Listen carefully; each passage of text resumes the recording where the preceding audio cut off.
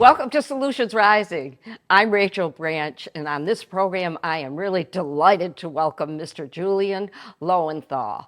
And I think we're going to have a great deal of fun taping this program, and I think all of you are going to truly enjoy it. He's a filmmaker, a producer, a director, and he has created a movie called Money Game, and we're going to talk about that movie today. Thank you, Mr. Lowenthal, Julian. And as I start off my program, I would like you to tell whatever you would like about your background, your heritage, whatever you would like to share with our audience. Yes, well, I should tell you, I don't know the most about my heritage, but I can tell you my background and what got me started. I would say public access actually is a big aspect to what got me started. When I was in middle school, I fell in love at the age of 12. I just fell in love with cinema. I thought it was a very great way to communicate with masses of people of all different cultures through moving pictures, through actions, through stories. And this has always been really important to me as someone who grew up, well, I'm dyslexic. And so writing, as much as I love writing, and I'm very happy that I'm one of the writers of Money Game, writing was always a challenge as a kid. I didn't learn to read till I was 9 years old, so just the whole English language being my only language was always very confusing. And I didn't know I was dyslexic at the time. But that's why when I was in middle school, still not understanding why school was challenging and why the English language was challenging and why I was at a much slower or lower level of reading than a lot of my peers, films I was able to grasp right onto. Because even if I watch a film, one of my first experiences was The Matrix, and I watched it in Spanish because I was in Spain and I just stumbled upon it and I was fascinated. I didn't understand one thing that they were saying because it was Spanish, that was the language, but I could understand it through the cinema, through the storyline, what was happening. Developed more of an interest in middle school. I got the opportunity to do this class where we watched all these classical films from the 60s.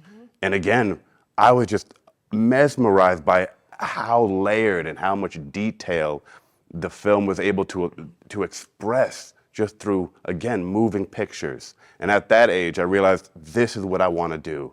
Again, still not understanding why communicating was so difficult for me, but I'm like, I understand this medium. And I feel that I can communicate with all people that might not be able to understand my dyslexia or my verbal challenges, but they can understand my art. So at the age of 12, I decided no matter what I had to do, I'm going to make it into films. That is incredible. I didn't expect that on our discussion. How did you find out, and at what age, if it's all right for me to ask you, that you are dyslexic? Found out at 28 years old. Oh my goodness. Because I'm very open with this, but I realize some people don't want to be so open. So without saying who, someone that I'm very close to now who's also dyslexic, I would say made it very clear because every challenge that they told me, I'm like, hey, that's just like me. And so no doctor told me, but this person who was clinically diagnosed being dyslexic, I have pretty much all the check marks that they have. That's just, it's amazing, but it's also wonderful. And I think when you bond with somebody, it just opens up a whole new world for all those who are carrying or suffering from this and not knowing what it is. Okay, so now we know you're interested in film, and I'm a movie buff too. I've gone to the movies as much as I can. I still am a movie buff. But so when did you start filmmaking? I would say right in middle school, but it wasn't so much with a camera because I went to this performing arts school called PVPA in South Hadley, and at the time didn't have any film programs, but they were big into theater. I got to collaborate with a few of my peers, write scripts, and basically perform every couple weeks at this open mic that my school would host, and get to kind of learn a little bit of timing, learn a little bit, even though script writing and theater writing are very different, it allowed me to begin to do that. And one of the things I would say is someone that has any challenge, whether it's a reading challenge or whatever that may be, just practicing. And even though reading was always challenging, I love storytelling. So grammatically and spelling wise, I'd make a lot of mistakes, but I'd have so many ideas that I would just start writing and just kind of letting it flow. You were not letting your path get in your way. You were going to follow that path. You were going to be a filmmaker. And that's why I just want to say, even though being dyslexic is challenging, especially I would say during the school years, it's something that the flip side is I feel that it gives people a gift of a new way of thinking, because we can't think the way that a lot of programs or like school is very much about this is how we got to do it, because our brains were just never wired like that. So as much as there was challenges, I will say there was a lot of positives, and one of them is learning how to navigate no matter what obstacles in your way. Because again, growing up with the reading and with the reading obstacle, I still had to like move forward, still had to like get through school, and still had to learn how to communicate with people. And I would say, as challenging as it is, it's also a gift.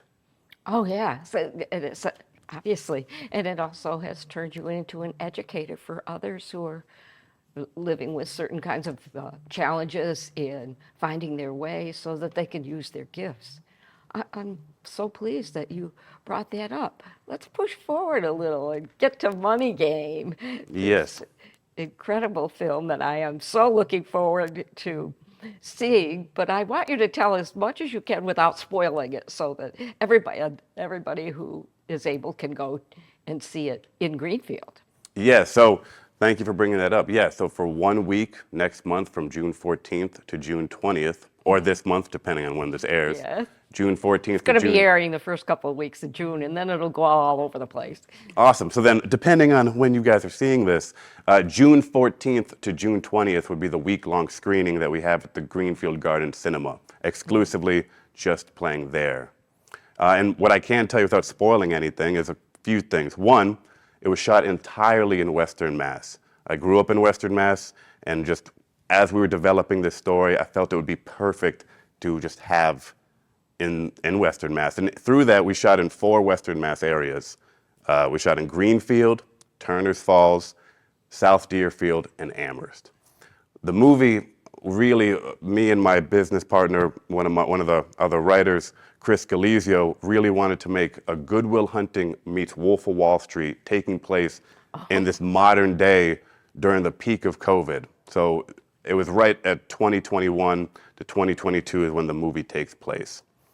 And it's about a young, single widowed father of 2 struggling to navigate a broken system while fighting to give his 2 daughters the life that his late wife promised them. Broken system. Will you define what broken system you're talking about? The financial broken system, Okay. kind of like a big aspect of it is, why, especially during COVID, all these mom and pop places got wiped out where, the big corporations just became bigger, more powerful, richer.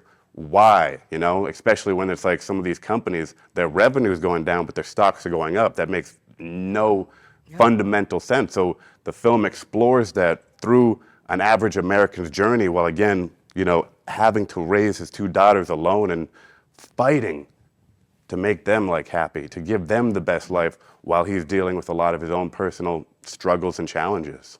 This sounds like a very timely movie, and what you're projecting to your audience is certainly information it sounds like that is necessary and needed to see. Let's talk about the Greenfield Garden Theater, which is on Main Street in Greenfield, because I don't want this program to end without telling people how they can get tickets and what time it will show. And so please give that information to our audience. Yes. And I think throughout the program, Dave Fabiano and Nicole Brown are going to be showing the poster of Money Game. And I'm just thrilled that you sent that to us. So we'll let you tell us about the tickets, please. Yes, let me just say thank you guys for showing the poster, and thank you very much for that. So during the week-long run from June 14th to June 20th, we're going to have 5 showings a day from just after 12 to around 9.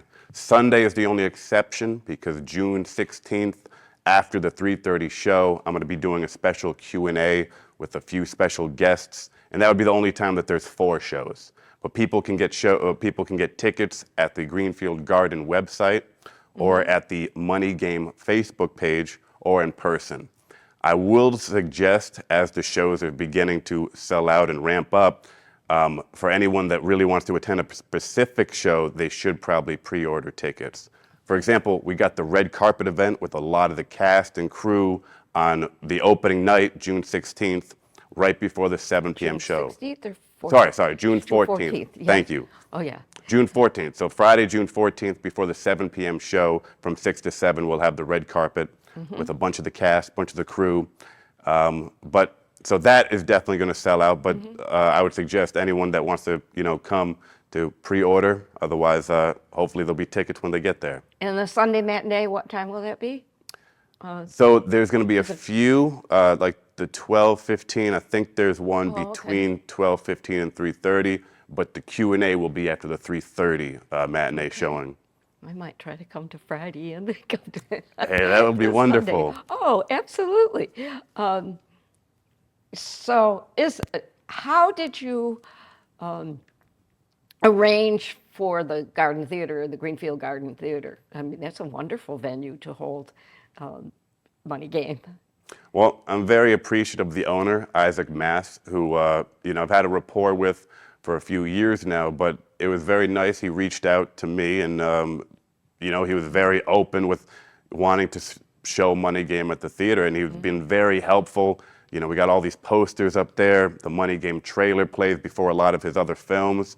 So very appreciative of that connection and of him reaching out and really wanting to help. His name is Isaac? Isaac Mass. Matt, I'm really glad that you named him and we can acknowledge him and show our gratitude that he is doing this.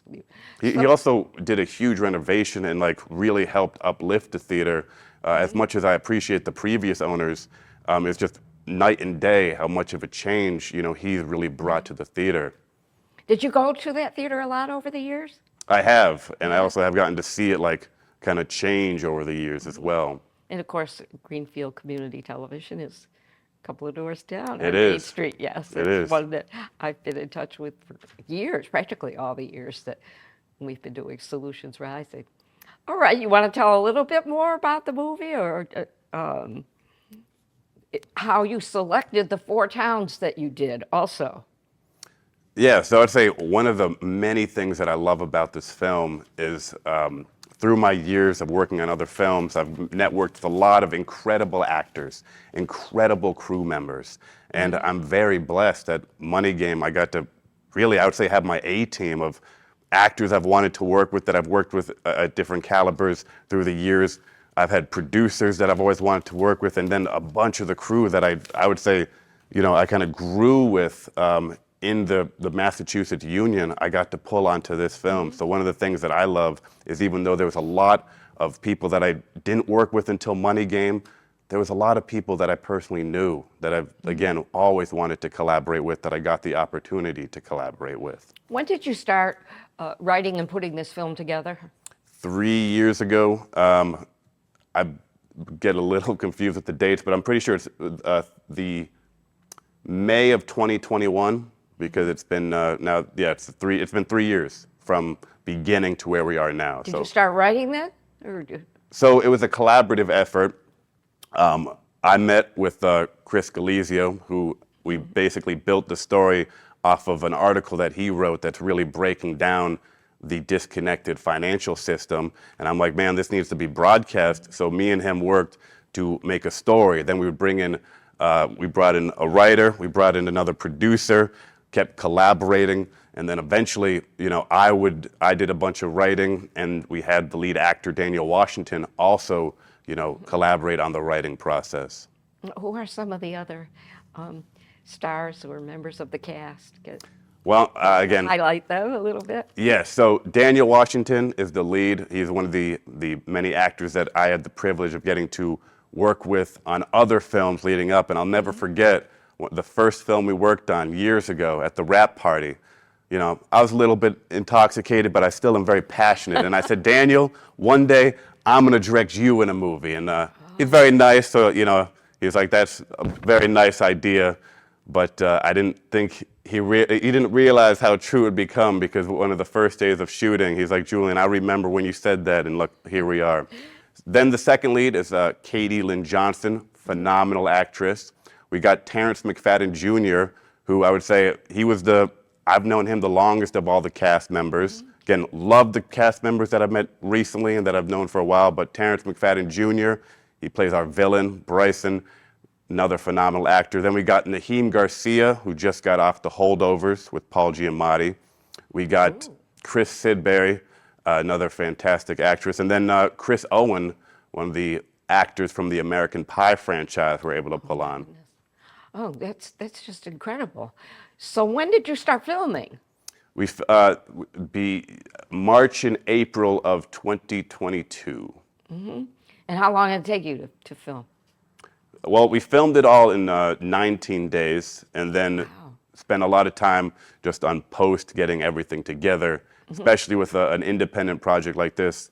Very appreciative of my post team, very appreciative of my whole production team, but my post team, you know, with a lot of love, just like everyone before them, we just kept chipping away, and then it is where it is today. Did you go to each of the 4 towns to do some of the filming? Yeah, so day one, we started, we actually learned how to, you know, the first public access station that I learned how to film, shoot, edit, direct in was Amherst Media. And that has always been very dear to my heart since I couldn't afford film school, so I got to learn hands-on there. And so as a little homage, I wanted to start there, day one, shot in Amherst Media. We, Solutions Rising goes to, our program will go to Amherst Media. That's one of them. That's wonderful. Yes. So you started there. Yep. And then most of the shooting happened in Turners Falls, Mass. And Greenfield, Mass. And then we did one day in South Deerfield. Oh, that's sounds like so much fun. It really sounds like so much fun. And so when you, how about production costs and fundraising? Was that really hard?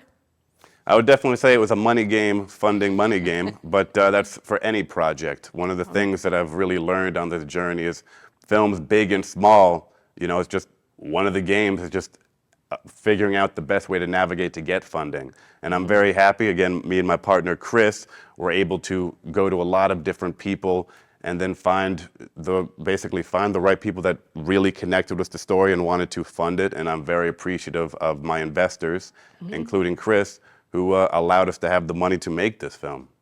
Oh, that's just terrific. Well, I think we could probably have a little discussion because we can't give away what's going on in MoneyGram, but one of the things that I emailed you was, would you like to have a discussion on the markets, inflation, the abuse of investment policies, and what I believe is just pure fraud perpetrated on everyday people.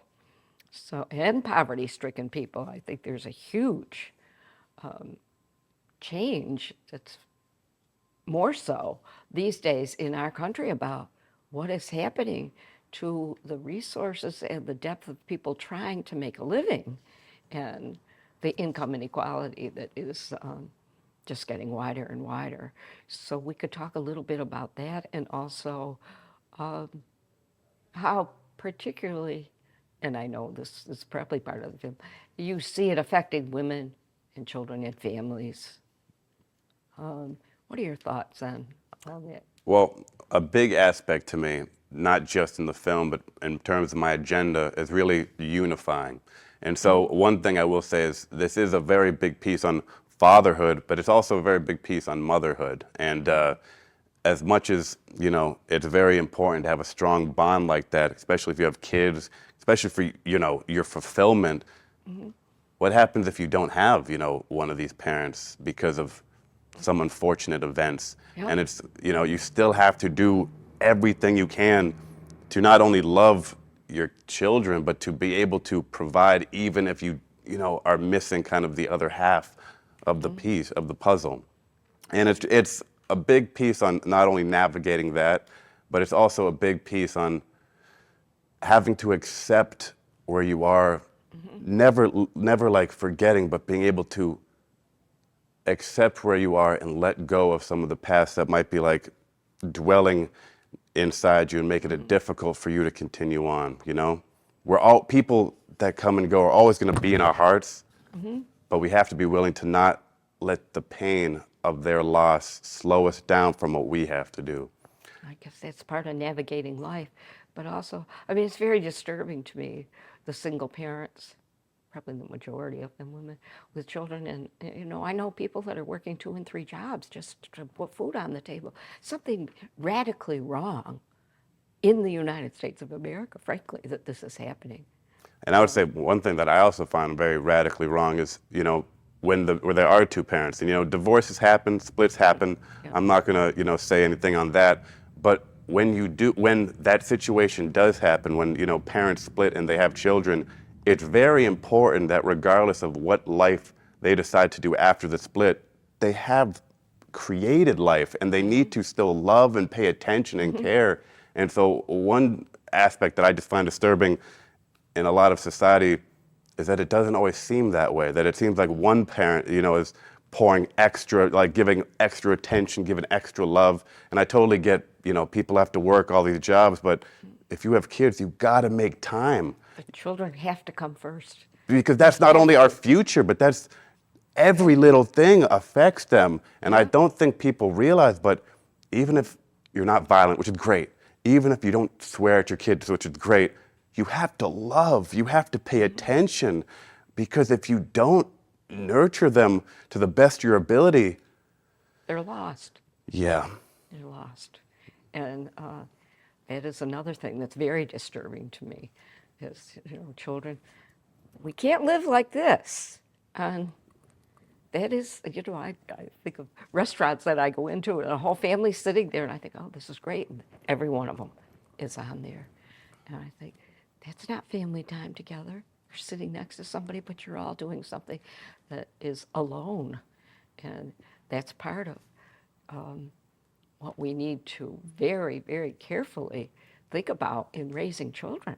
And that's a sad situation. But I have a feeling that Money Game is really, really going to highlight probably the inequities and what is happening, and I would suspect you have some solutions that are going to come out of this film that I'm very interested in. Yeah, thank you. And I will say a big part, we wanted to make this as entertaining and as spectacular as we can from a storyline aspect. But yeah, it is very important to me that in any film that I do, I not only want to show the problems and challenges of the characters, but then show how they can deal with this. Mm-hmm. What can they do? Which I would say is a metaphor for, if we wanted to, what we could do. Yeah, absolutely, absolutely. Okay, I want to be able to, we're coming down a little bit, I want to be able to once again tell that it's at the Greenfield Garden Theater and give the information. And you have a Facebook page? Can people go to Facebook? Money Game has a Facebook page, has a Facebook event page, and we have a Money Game Film Instagram. So if you go to Facebook, you can search, and if you put Money Game in, you can find it? Yeah, hopefully. I will say the algorithm has always been a challenge. We all know those challenges. So Money Game has a page. What else has a page? Money Game Instagram, but the Instagram is Money Game Film. Okay. And what's the other one? The Money Game Facebook event page, which you can navigate easily through just finding Money Game on Facebook. Okay.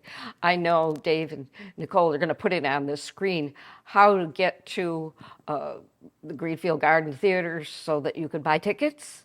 Yes. Can we remember this in our head, or should we just wait till, oh, there it is. Yeah. Right on the screen. Perfect. GardenCinemas.net and Facebook Money Game. So. And then I'll just say, if you go to that website, which I highly encourage, to then go to Coming Soon, which from the Coming Soon drop-down menu, you'll then be able to scroll down and see Money Game. Okay, and if you punch in Money Game, you could buy tickets right there? Yes, and like I said earlier, I'll say it again, we are getting a lot of interest, and shows are beginning to sell out, so I would strongly suggest if there's a particular show someone wants to see, to pre-order tickets, especially, again, Friday, June 14th, the red carpet event, the 7 o'clock showing for that, but the red carpet is 6 to 7 right before that. So people stand outside and watch people come in on the red carpet? How does that work?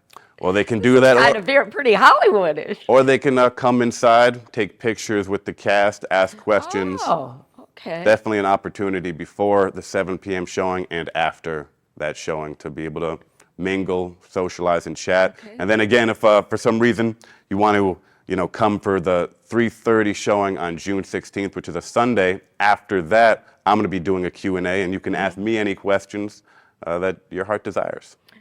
I think I'm absolutely going to be there and come up with some question you wouldn't think of that we haven't covered in this program.